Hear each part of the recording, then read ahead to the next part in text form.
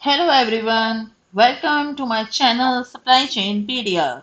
This is Samia Khan and today is our first lecture on supply chain management and its component. Before we dive into today's topic, let's start with some simple definition of supply chain and supply chain management. Supply chain is the network Supply chain is the network of people, processes, activities, and resources that move a product from raw material to the final customer. This network includes planner, supplier, manufacturer, distributor, and customers. And the supply chain management is the coordination and optimization of that entire network from planning and sourcing to manufacturing, distribution, and return of product. Its goal is to make the flow of goods efficient, cost effective, and reliable. While supply chain can look massive and complex, we can actually break supply chain management down into five components for any industry: planning and analysis, sourcing, manufacturing and production, distribution, returns. Let's go through each of these in detail in next slides. First is planning. Everything begins with a plan. Planning and analysis is about balancing supply with demand and building strategies around resources, cost, and efficiency. It includes several steps like demand planning, using data, sales forecast, and even artificial intelligence AI to predict customer needs. Next is supply planning, figuring out what materials are needed, where to source them, and how production will happen. And next is production planning. This is also important to avoid both shortage and surpluses. Sales and operation planning, aligning marketing, sales, and operation around the same goals. Think of this stage as the foundation of any supply chain. Without a solid supply chain plan, nothing else will work. There is a big example of Procter and Gamble. Procter and Gamble uses advanced demand forecasting and sales and operation planning to ensure its products from detergent to personal care items are always available in the right quantity across global market. Artificial intelligence and predictive analytics help them to fine-tuning product schedules, and supply allocation. Next component is sourcing and procurement.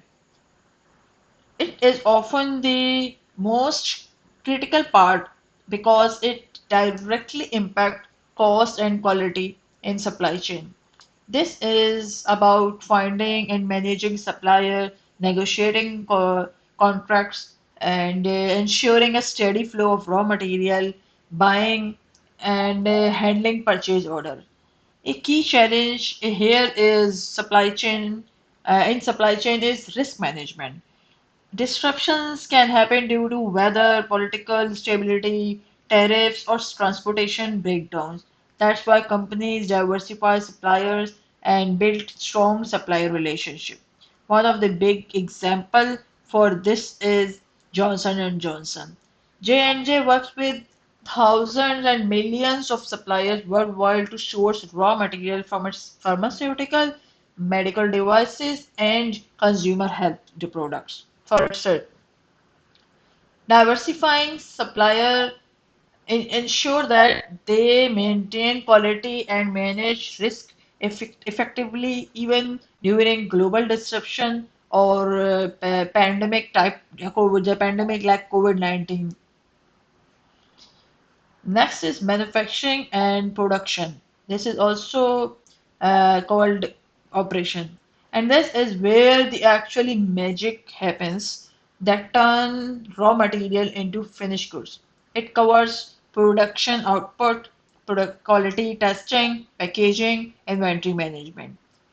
The role of supply chain managers here is to make sure the operation run efficiently, meet quality standard, and adapt quickly when issue arise. So most industries use multiple framework like just-in-time, JIT, Six Sigma, and Lean for efficient operation. There's a big example for the Toyota. Toyota manufacturing system is famous for efficiency and quality. The company uses lean production and continuous improvement practices to ensure high quality vehicles are produced on time while minimizing waste. Another component is distribution that include transportation, warehouse, and logistics. Once products are ready, they need to reach customer. That's the job of distribution. This stage involves warehousing and inventory management, choosing the right distribution channel, partnershiping with the logistics provider to move goods efficiently. Amazon is a good example for this one. Amazon has revolutionized distribution with sophisticated warehousing, inventory, last mile delivery system. Their ability to ship product quickly to millions of customers worldwide showcases effective SCM in action. Finally, reverse logistics or return.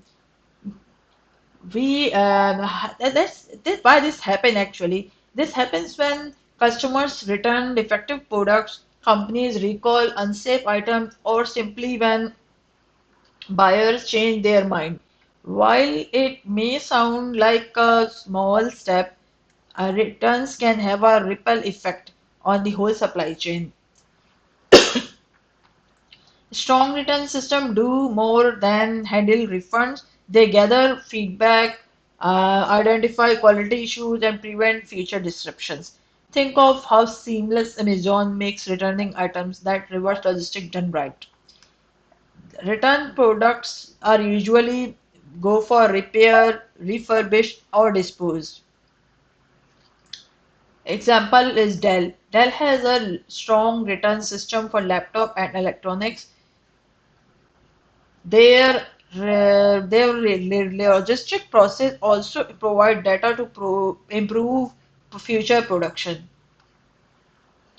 Conclusion is that planning ensure you know what and when to produce. Sourcing secures the right material for reliable supply. Manufacturing turns material into quality product. Distribution deliver product efficiently to customers. And finally, return handle customers' feedback and product recovery. Thank you so much for watching this lecture. And if you like this lecture, please like and follow or subscribe this channel. I will share next lecture in this week or maybe next week. Thank you so much.